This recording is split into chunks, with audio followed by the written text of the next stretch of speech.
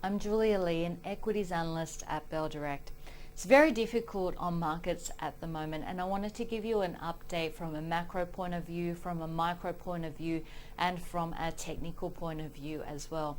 But first of all, the difficulty in markets means that you're probably thinking, well, what should I do? And the key question for longer term investors is, what is their portfolio and what is the market going to look like in 18 months' time? And the answer to that is really from the macro factors which are driving the volatility in asset classes at the moment. The key fear is a slowdown in China, what that means for global growth, and a potential deflationary spiral. We are seeing inflation expectations over in the US, the lowest that they have been since before QE1, QE2, Operation Twist, and QE3. And we know that in terms of emerging markets, we've seen strong outflows. In fact, 7 consecutive weeks of outflows from emerging markets. And last week we saw the biggest amount of outflows in the past 5 weeks. So if you are looking at the market and what it's going to look like 18 months down the track, the key is the macro response, in particular from China. Are we going to see China respond in an appropriate way, cutting the reserve requirement ratio, throwing money to stabilize the Shanghai Composite once again? And will those measures work? So that's going to be a key for stabilization in terms of volatility. From a micro level or from a fundamental level, valuations are not at the levels that usually kick off the start of large structural bear markets. We have a look at the average valuation for the Australian share market from 1980 to 2015. The average valuation is a PE ratio of 15. However, if we take one step back and go even further in time, the valuation of the Australian market from 1974 to 1980 is half of that on average, 7.5. So the question from a fundamental point of view is, do we need to readjust valuations downward to account for the slowing down in growth expectations globally and of course here in Australia as well?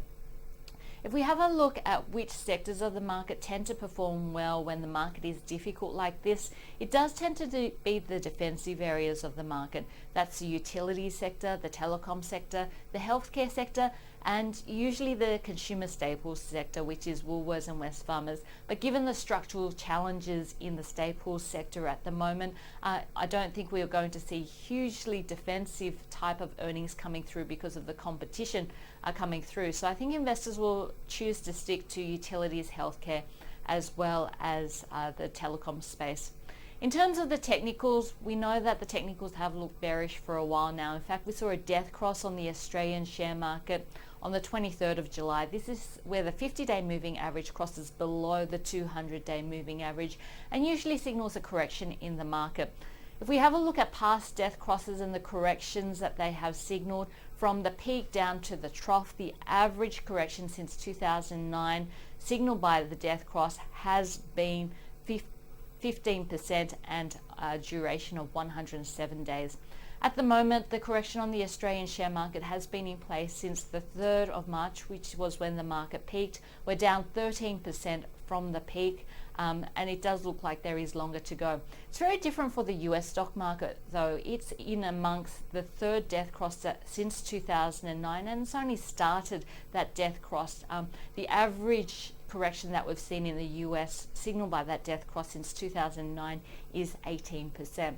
So the question for technical traders is really, is this just a correction or the start of something deeper? And I guess there are some important technical levels to be aware of.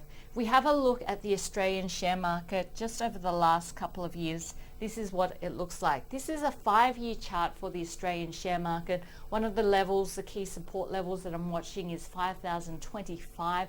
Although if we see a clean break of that and a strong break of that, then the market is looking quite vulnerable. So there are some technical signposts that you can be looking out for as well.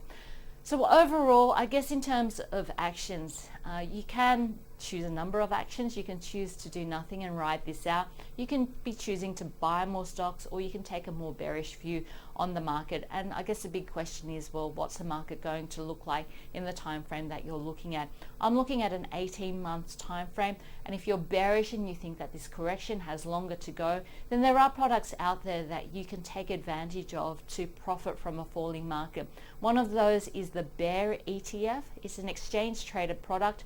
BEAR is the stock code. It's traded on the Australian share market, and it looks to profit when the ASX 200 is falling. If you are looking at buying in this type of market, then please take advantage of the free stop losses on the Bell Direct website. You only pay brokerage if that order is triggered and you end up buying or selling stocks. So look at some tight stops in this type of market. And if you are looking for other ways to potentially make money, well, generally it's been about capital preservation in this type of market.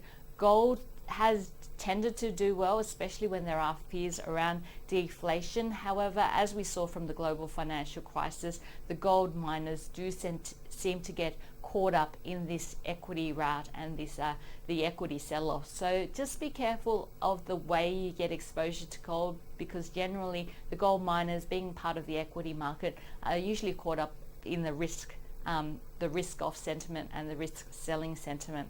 So altogether, a pretty difficult time on the markets. I think for investors and traders, the number one thing to be aware of are the macro factors, because that's driving the other layers at the moment. So in particular, we are watching the policy responses coming out of China and whether they are adequate enough to stabilize the markets.